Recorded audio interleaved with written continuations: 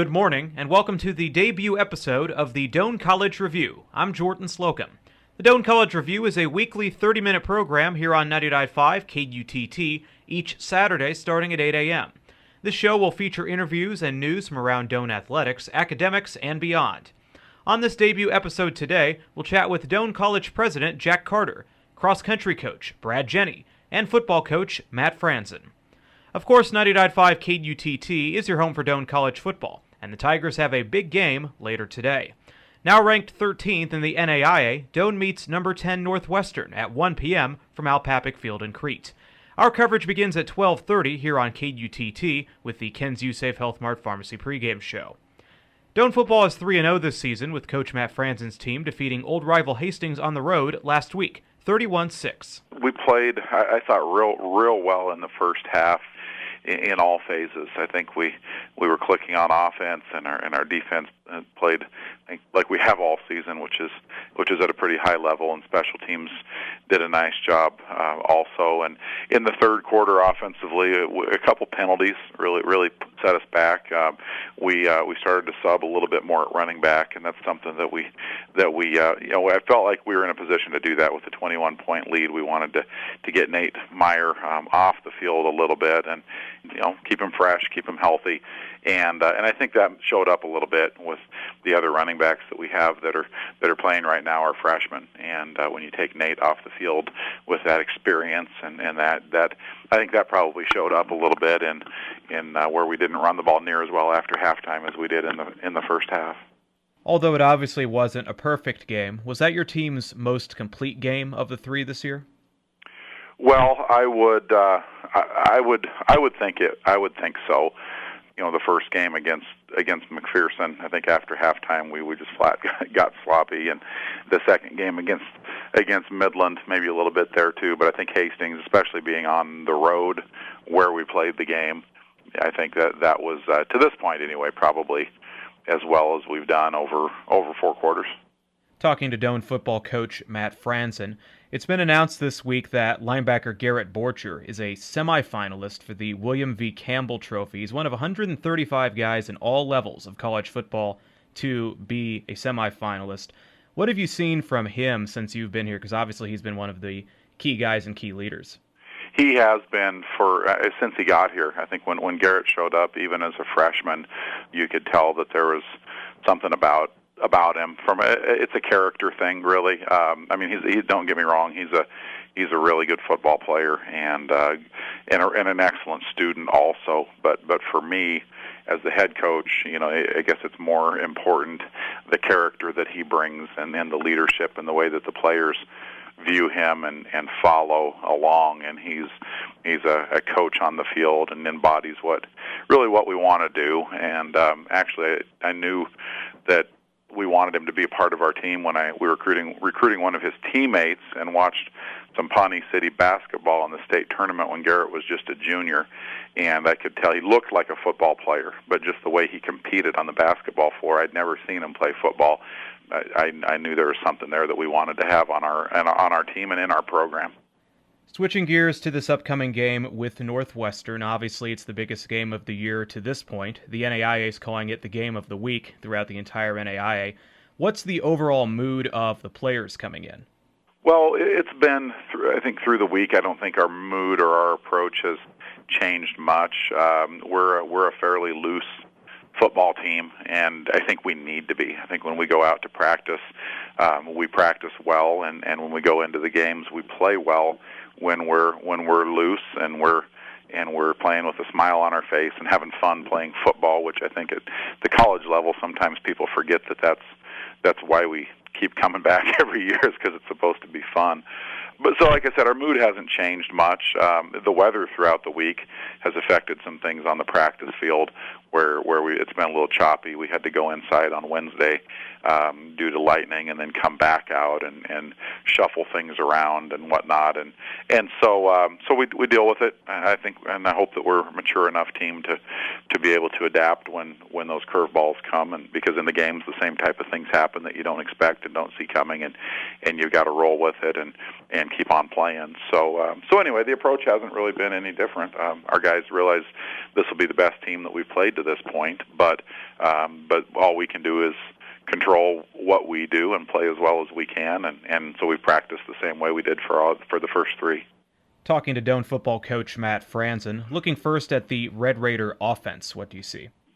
Well, it's a new style for Northwestern. Now it's more similar to what most of the rest of us are doing, where they've gone to more of a typical spread style of offense, and they have a transfer quarterback and a long, tall transfer wide receiver this year, and that's the style of offense that fits those players. And so that'll be a little bit different than we've seen from Northwestern. Now that won't be different than what we played the last 2 weeks. It's probably more similar to what we played the last 2 weeks. So hopefully that's a good thing for us. I think we know what to expect, and we've seen the same type of offense with the other teams. But like I said, they have a couple playmakers. The receiver that they have looks like a guy that might be playing on a different level on Saturdays at a little bit bigger level, but we need to keep him in check. Switching to the Northwestern defense, like your teams, points have been at a premium against them. What have you seen looking at them? It's real similar to our defense. They run the same 3-5. They do it a little bit differently, though. They're going to man up on the outside with their corners on our receivers most of the day. They're going to blitz a little more than we do, and they stunt up front a little bit more than we do. So very athletic. They have a lot of team speed, and they're going to dare you to throw the ball deep. They're going to, like I said, put those corners on an island out there with your receivers, and then bring pressure and try and make it so that your quarterback can't get his feet in the ground and can't throw a good ball. And they were able to do that against Concordia. So that's going to be part of our deal. We want to be able to protect the quarterback, and hopefully then Brandon can sit back there, and if he can throw some deep balls accurately, have a chance for some big plays, because they're not going to give up long, sustained drives on the field. You're not going to see 14, 15-play drives, 80-yard drives against this defense. And with lengthy drives being fairly unlikely, I would think that special teams and field position would both play a big role in this game. Well, I think special teams may end up deciding the whole thing, and I'm not necessarily talking about big plays. Although if there was a kick or punt return or a punt block, I mean those type of plays in a game like this could well be the difference. Field position, though, as simple as consistently punting and pinning the other team down around the 20-yard line, that will be a really big deal. So we've stressed special teams. We've stressed it all year, and I don't think we've done anything different this week. But I think the importance of the special teams in the outcome, one way or another, may be amplified this week. Talking to Doane coach Matt Franzen, last question, Coach. We've talked about some of the keys, but what are the biggest things your team has to do to beat Northwestern? Well, I think we need to play our game and also swallow our pride at times, and we've talked to our team a little bit about that and our coaches. Offensively, we need to be willing to punt and not get frustrated. Hey, if it's 3rd and 1 and we get stuffed and now it's 4th and 1, well, let's punt the ball. We have a really good defense, and we want to get our defense on the field and play some field position games like we just talked about. And so that's a big part of it. Turnovers, either way, could be a big deal. And again, not necessarily turnovers resulting in points, but the way that the field position is likely to play out with two good defenses on the field, the team that can take care of the football and give it back to the other team through a punt and not through a turnover is going to be the team that I think will be in a position anyway to have a chance to seal the deal. So those are a couple areas, like I said, I think that are going to be big. Defensively, we need to continue to play fast like we have all season, and I think our defense will match up well. That was Doane football coach Matt Franzen here on the debut episode of the Doane College Review. And remember, you can listen to Doane versus Northwestern later today here on 99.5 KUTT. The Ken's USafe Health Mart Pharmacy pregame show begins at 12:30 with kickoff at 1. And of course, the game will be at Al Papick Field in Crete, so if you have an opportunity, get on out and support the Tigers. One other football note before we move on that's worth mentioning, as we talked about in the interview, linebacker Garrett Borcher has been selected as a semifinalist for the 2015 William V. Campbell Trophy, which is presented by the National Football Foundation. According to the NFF, to be nominated, candidates must be a senior or graduate student in their final year of eligibility, have a GPA of at least 3.2 on a 4.0 scale, have outstanding football ability as a first-team player or significant contributor, and have demonstrated strong leadership and citizenship. Certainly Garrett Borcher meets those requirements. He's a football team captain, a first-team All-GPAC selection last year. He's been a 3-time GPAC Scholar Athlete, and last year was an NAIA Scholar Athlete and a first-team Academic All-American. The Pawnee City native was also nominated for the NAIA's A.O. Dewar Award, which according to the NAIA recognizes scholarship, character, and citizenship by junior student athletes in any sport. Borcher, again, is one of 135 semifinalists throughout all levels of NCAA and NAIA football. Notable former winners of the award include Nebraska's Kyle Vanden Bosch and former Florida quarterback Tim Tebow. Congratulations to linebacker Garrett Borcher on a well-earned recognition.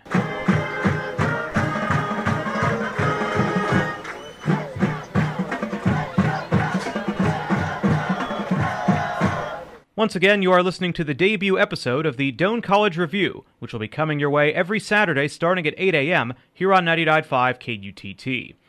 While there's a lot of hype coming up for the football game later this afternoon with Doane and Northwestern, the football team's not the only team that's hosting some action today in Crete. Starting at 10:45 this morning, the cross-country team will be hosting the annual Dean White Invitational. It's the third meet of the season for Brad Jenny's Doane cross-country team. Last time out was 2 weeks ago at the Bronco Stampede Invitational in Hastings, and 2 weeks ago both the Doane men and women finished with the best team score. Well, it was a smaller meet, and that was kind of intentional to go out and run a little bit smaller meet. It gives our team a chance to work with each other, and I thought that they did a great job of that. Of course, Hastings women were nationally rated at that time, so it was nice to see them head-to-head. And our men, I thought, really stepped up and competed well, or both sides really competed well. And so it was good to see, and it was a good confidence builder for the rest of the season.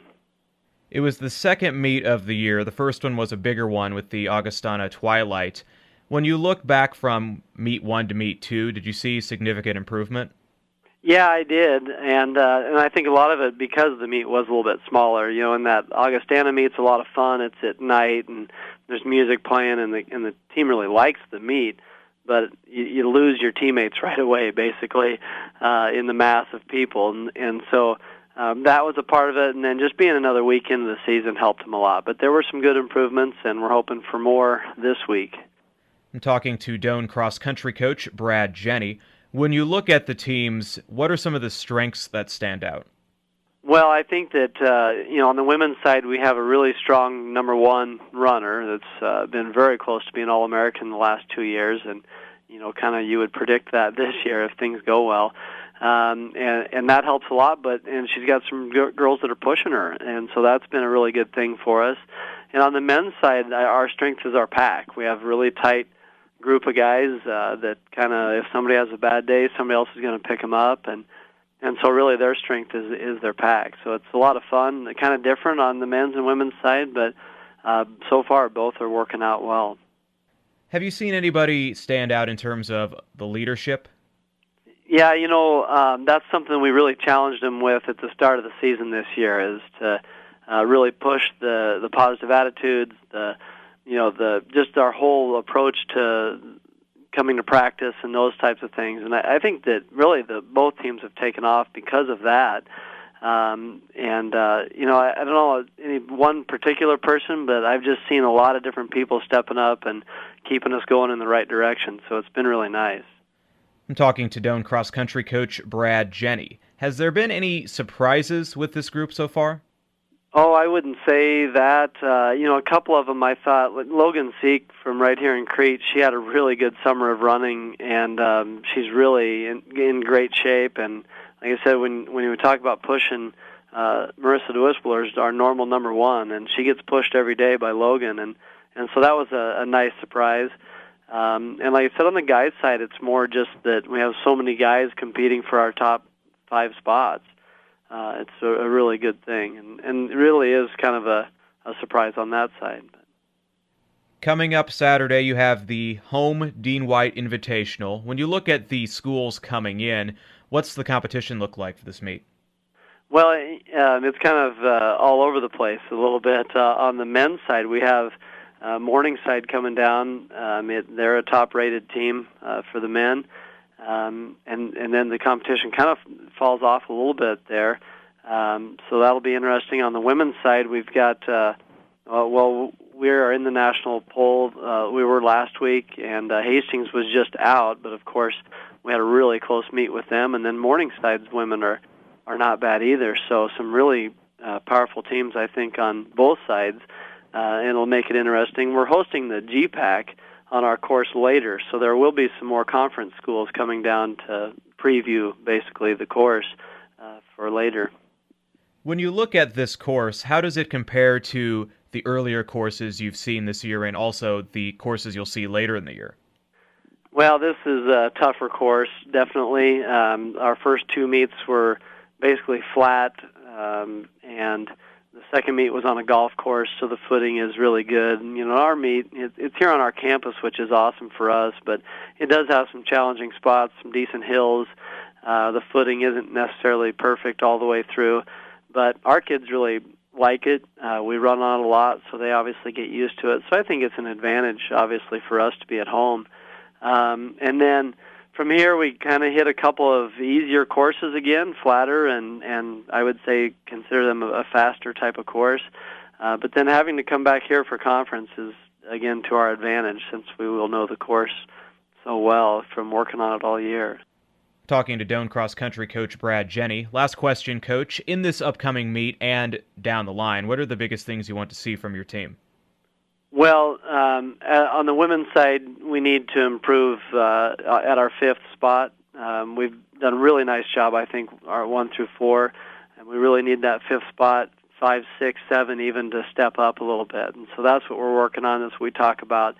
And if they do that, then it's going to be a really solid team. And on the men's side, it's, like I said earlier, it's just a nice pack, but that pack has to continue to move up and to compete with the teams that we see. And so that's what we need out of this weekend and in the weeks to come. And things will work out if we can keep competing. Once again, that was Doane Cross Country coach Brad Jenny. And the Tigers host the Dean White Invitational starting today at 10:45. Once again, this is the debut episode of the Doane College Review here on 99.5 KUTT. I'm Jordan Slocum, and each Saturday at 8 a.m., join us here on the Doane College Review for the latest in Doane athletics, academics, and more. Still to come on this program, we will talk to Jack Carter, the president of Doane College. But first, let's look at the other athletic programs that are competing today.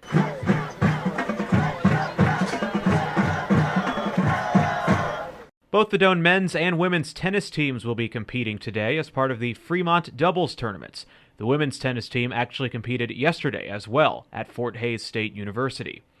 Also going on today, the soccer teams and volleyball teams are on the road. Volleyball is at Morningside with JV action today at 1:30 and varsity at 3. And soccer is at Dakota Wesleyan with the women playing at 3 and the men at 5. Once again, this is the debut episode of the Doane College Review. I'm Jordan Slocum, and this show will be every Saturday from 8 a.m. until 8:30 in the coming weeks.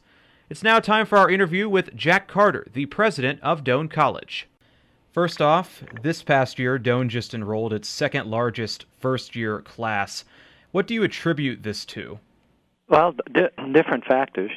Everybody's always thrilled to have every college a good year for enrollment, and this is our second largest class in our school's history. But what we try to focus on is the quality of the student and what they bring to Doane and what Doane can bring to them. So I think it's a combination of factors that include actions that we've taken over the past few years to sort of reposition the college in a way that addresses some of the opportunities and challenges that are out there right now in higher education. And I think those are getting traction and sort of taking root and are contributing to the increased interest that students have here. And then we also have over the past few years made some important investments in infrastructure and in programming that I think have contributed to it as well. So I can share what some of those are that might shed some light on Go ahead. Why students would be looking at us in greater numbers. Well, in terms of one of the challenges that all schools face, particularly in Nebraska, is that there's only a limited number of students in Nebraska. The state has large land area, but not a large population.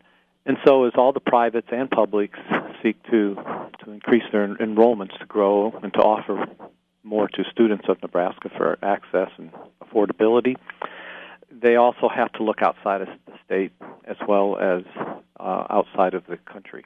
And so we're doing that as well.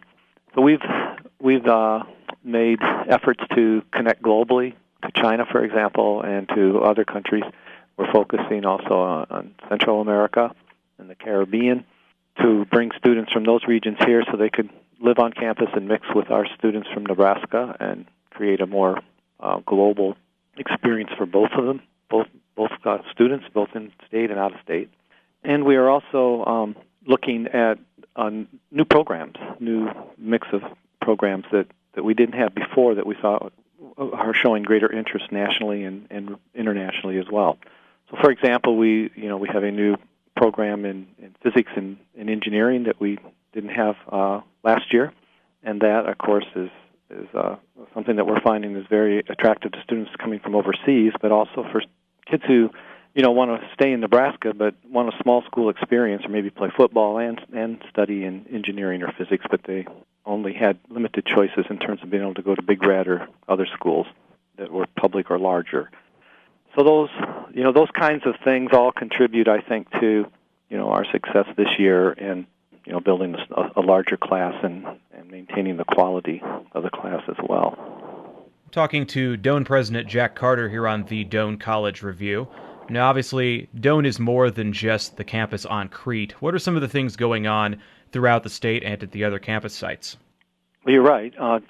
Doane College has been here in Crete on the Hill since 1872. For most of that time, it's been a residential liberal arts experience for mostly kids that are 18 out of high school and want to live on campus. We also have campuses or educational centers in Lincoln, in Grand Island, and just recently, over the past year and a half, we opened up a new site in Omaha. And those campuses serve the adult population, and the student who may have started and stopped out of college for whatever reason and wants to complete their undergraduate degree, or perhaps they're interested in going on for a graduate degree in advanced studies of some kind. And one of the newest things that we've done in that adult market is to launch our first doctoral program ever in education. So we now are offering this fall a doctoral degree in education, focusing on different tracks, leadership being one of them. And we're finding that the interest and demand there is strong, and that Doane's historic sort of footprint in education in the state, this was a natural way for us to go in terms of providing more options for adult students. So that's pretty exciting. We're continuing to look, at the analysis of where the jobs are, and they're different. Whether you're in Grand Island or in Lincoln or in Omaha, those communities have different industries and different needs. And so we're making an effort to look at what you might call a gap analysis, so that we can partner with the local academies, high schools, other colleges that might be in that area to find that niche where Doane can, rather than compete, can complement and add strength to the academic offerings for those communities and those adults in those regions. So that's pretty exciting, and we've been in that business since for 30 years now in Lincoln, and of course most recently in the last couple of years in Omaha. So we're continuing to expand that footprint. And certainly adult students, that seems to be something that's even more and more common in recent years, of people going back for degrees or people enrolling in college for the first time, not out of high school, later on in life. And certainly it seems like there's a big market there for Doane to take advantage of. Yeah, not only Doane, but all higher ed. When my uncle was a young man. He took a job in a factory that actually made stoves, and his job was to light the pilot light at the end of the assembly line. And he did that until he was 65. And in those times, that was a great thing if you could get a job and stay with it for your entire career, your life, and then retire. That doesn't happen anymore. And so now what we're seeing with today's millennials and this generation of students and in adults, young adults particularly, that they're going to change jobs so many times in their lives compared to their parents or their grandparents. And so now learning has become a lifelong exercise. Technology is driving a lot of it, and you have to stay current, you have to stay up to date, and people are changing the kind of jobs they've had. They're also having to go back to school and learn how to take what knowledge they have and maybe integrate it or connect it to other fields of knowledge, because everything's requiring a team approach to solve big problems like water and food and infrastructure needs in our communities. These are no longer just the domain of an engineer or a specialist in life sciences for health. You need all kinds of people working together. And so I think the adult ed programs for Doane are going to continue to grow and to provide more opportunity. But I also think this is the case and should be the case for all the colleges and universities in the state. Talking to Doane President Jack Carter. Last question, Mr. President. In your tenure at Doane, is there anything that stands out as something that you're the most proud of? Well, I'm most proud of our students every day.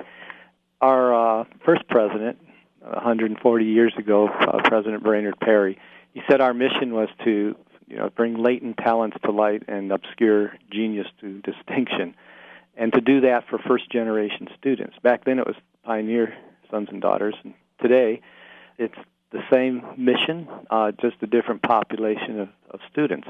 But we're still finding that our students, most of them, maybe first or if not first generation, their families are more recent in terms of going to college, and that we are proud that we're able to take a student who has all of this potential and be able to work with them closely here, because we're not a large school. We are able to reach them on an individual basis, sort of like Cheers, where everybody knows your name here. I think that's one of the things that I'm most proud of, is that we've stayed true to that mission.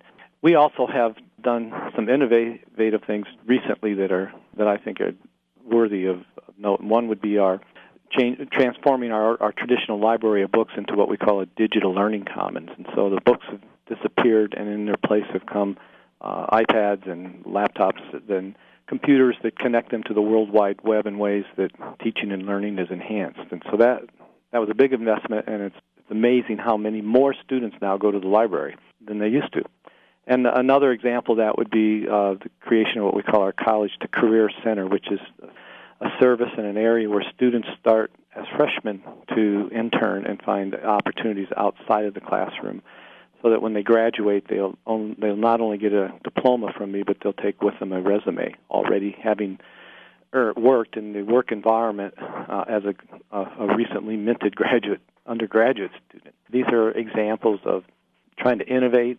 And the last one I would say that's an example, would be our 3-year guarantee to be able to make college more affordable. If a student can maintain their grades and stay focused and use summers to capture some coursework, they can actually finish a year earlier with that bachelor's degree, which means they're out in the workforce a year earlier, and they have a year less of having to pay tuition.